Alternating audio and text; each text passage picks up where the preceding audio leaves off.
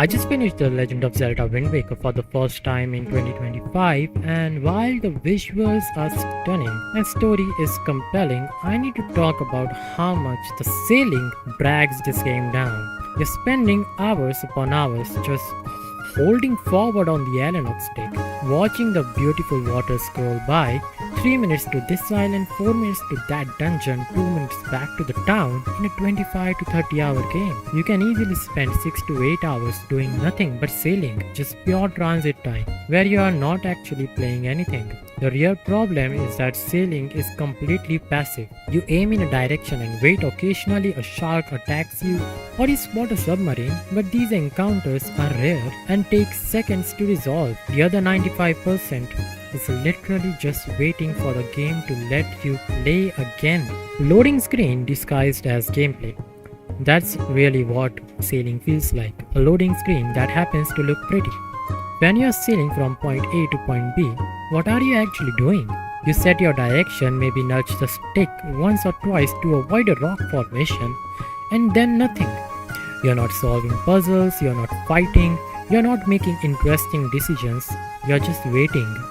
Compare this to traveling in other open world games, where you're crossing a landscape in Elden Ring, you're constantly engaged. Should I check the ruin? Is that a cave entrance? Do I want to fight those enemies or sneak past? What's that glow on the cliff? The journey itself involves continuous decision making and discovery. In Wind Waker, there are no decisions to make while sailing. The ocean is flat and featureless. You can't dive to explore underwater. There is no terrain to navigate around creatively. No environmental details that reward your attention. Just water, horizon, and occasional enemy that pose zero threat. You can't even really deviate from a straight line between islands.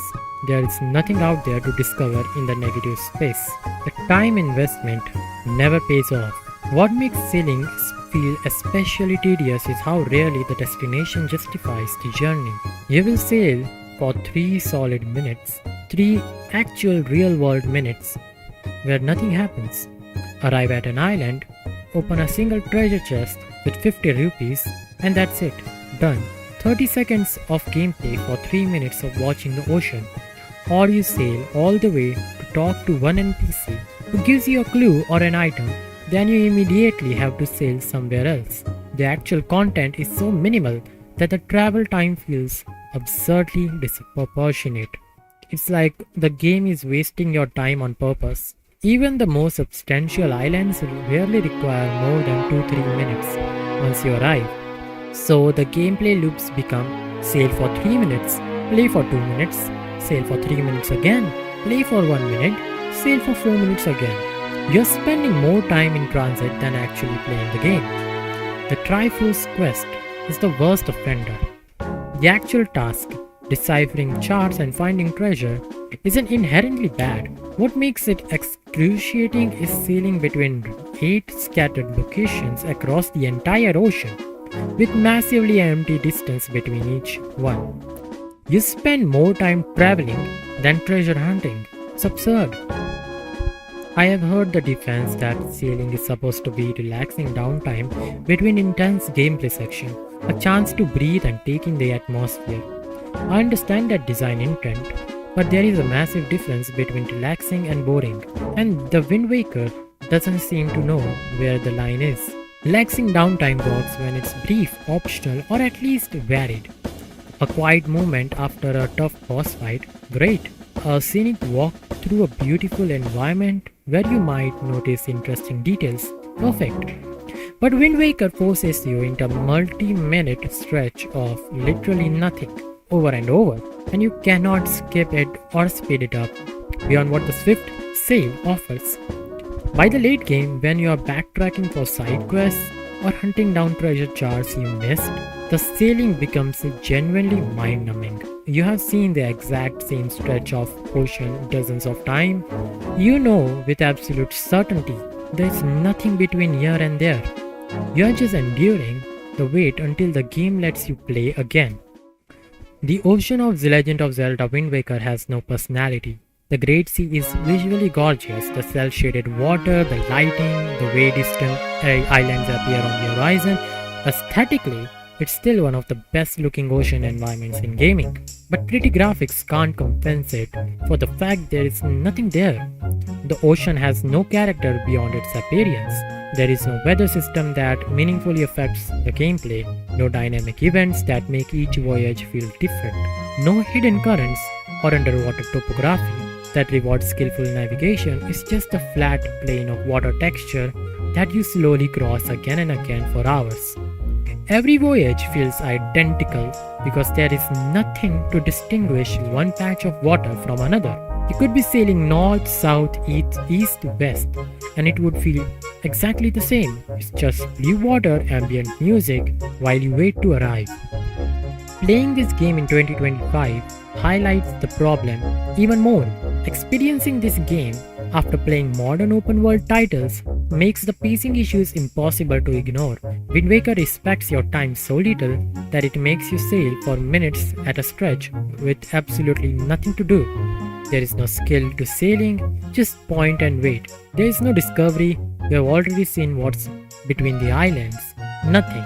There is no variety, every voyage is functionally identical. And here's what really frustrates me. The game has genuinely great content. The dungeons are clever and well designed. The combat feels satisfying. The characters are charming and memorable. The story has real emotional weight. But all of that good content is buried under hours of mandatory sailing that adds nothing. Every time I did finish a great dungeon and realized I have to sail several minutes to reach the next area, my excitement would just evaporate. Every time I thought about exploring a distant island and remembered the multi-minute voyage required, I just didn't bother. Why sail for 3 minutes when I know the island probably has one chest and nothing else? Sailing isn't adventure, it's waiting. That's the core problem. Sailing doesn't feel like adventure or exploration, it feels like the game is making you wait before you are allowed to have fun again. It's mandatory downtime that serves no purpose except to pad the runtime. When sailing is good, those first few minutes you set across an unknown ocean, when you're genuinely exploring and everything feels new. It works because you're experiencing the wonder of discovery.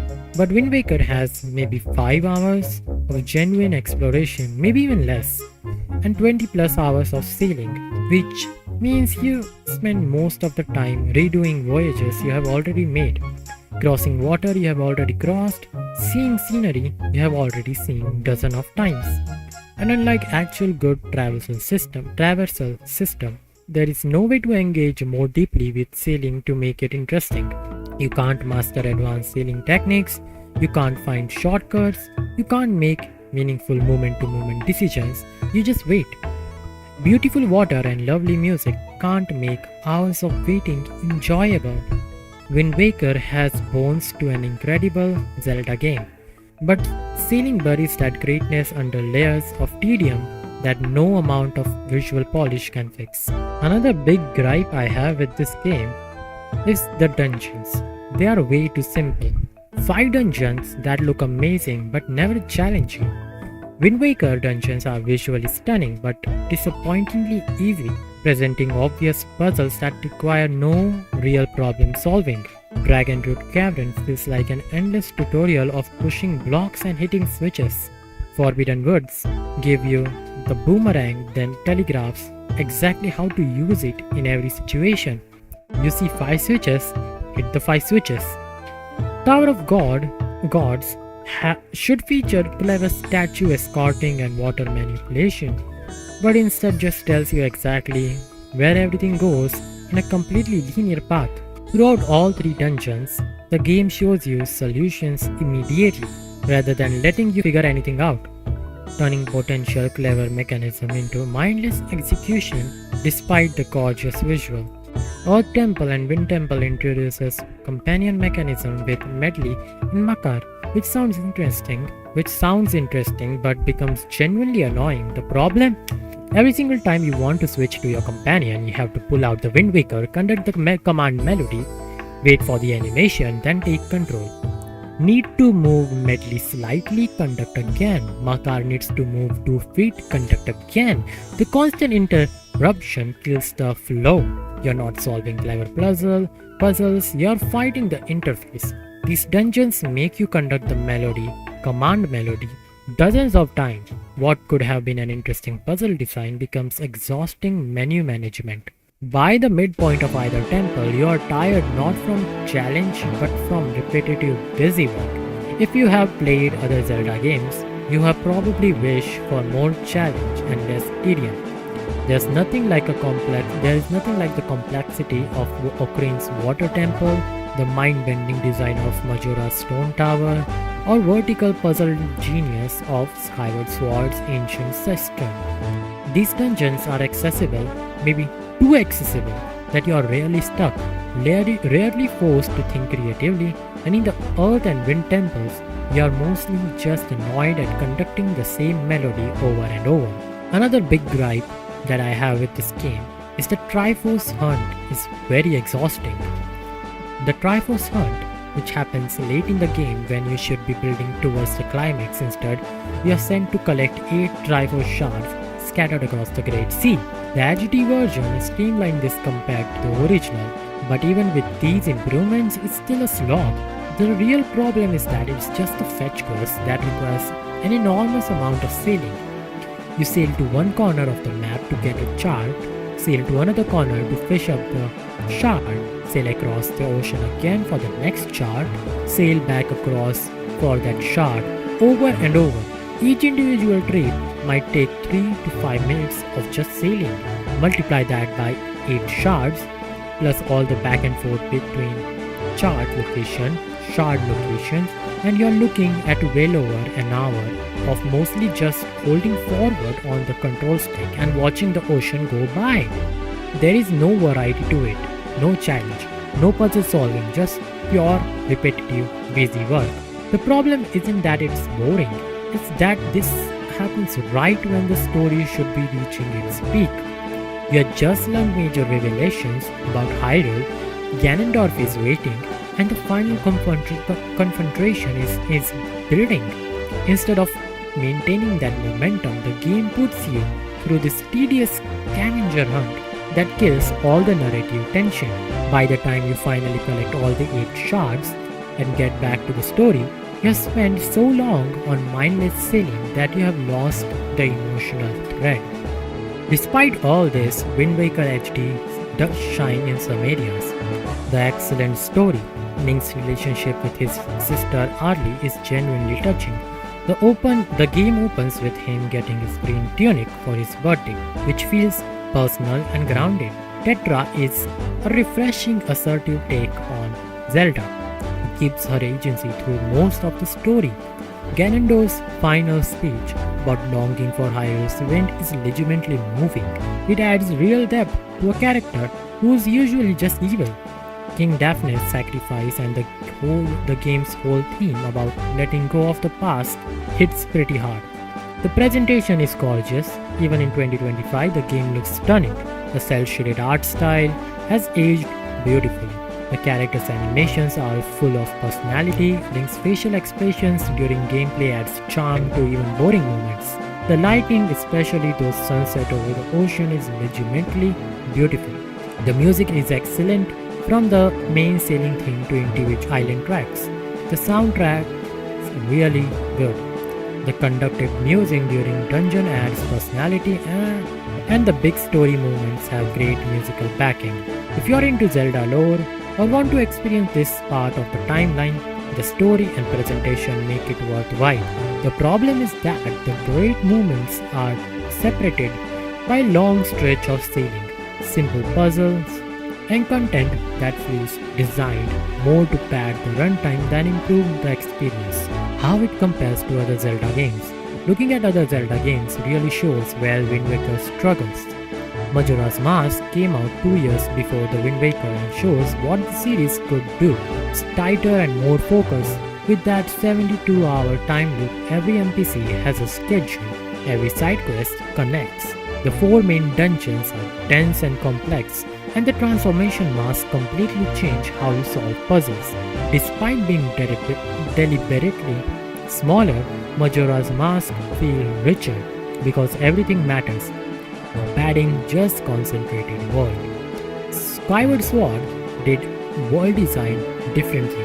Instead of a huge open space, it created dense vertical layered regions that were basically extended dungeons. Each area, Farron Woods, Elden Volcano, Lanayru Desert, was packed with secrets that changed as you progress. You did return to a place and find them completely different. The game respected your time by making every location substantially and reusable instead of spreading thin content across huge map. Link's Awakening, even as a remake of Game Boy Advance, a remake of a Game Boy game, feels tighter and more respectful of your time than Wind Waker. It's focused 15 hours experience that doesn't pad itself out. Wind Waker sits out awkwardly between these approaches. It's not as focused and mechanically rich as Majora's Mask. It doesn't have the dense evolving spaces of Skyward Sword. It doesn't match the efficient design of Link's Awakening. Instead, it goes for scale through sheer size, but doesn't have the content to justify it. Where Majora's Mask gives you small world packed with depth, Wind Waker gives you a big world spread way too thin. Who is this game for in 2025? You might enjoy this game if you want the story, which is genuinely good. Don't mind slower pacing with long sailing sessions. Enjoy relaxing, low stress gaming. If you're into Zelda lore, want to see this part of the timeline and have patience for older game designs, go for it. This is an amazing gorgeous game with an amazing gorgeous art direction. You might struggle with it if you expect more open world density and pacing.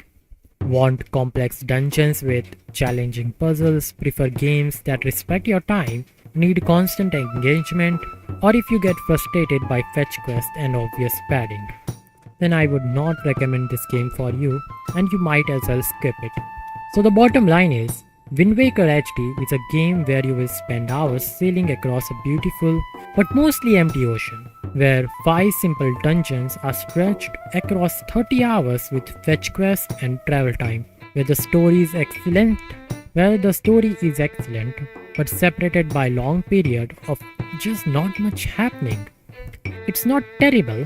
The sailing is more meditative than painful. The art style is timeless. The story moments are genuinely good when they show up. If you are interested in Zelda lore or really curious about this entry, it's worth checking out. But if you just want a great game to play in 2025, one of the Zelda, even specifically a great Zelda game, there are better options. Tears of Kingdom has way better open world exploration. Twilight Princess has more complex dungeons. Majora's Mask is tighter and more mechanically interesting with a really great story as well. Even Link's Awakening gives you more concentrated dose of quality Zelda gameplay. You can appreciate Wind Waker's ambition, love its art, and enjoy its story, while also recognizing the game design has moved forward. The ocean looks better than ever, that doesn't make it less empty.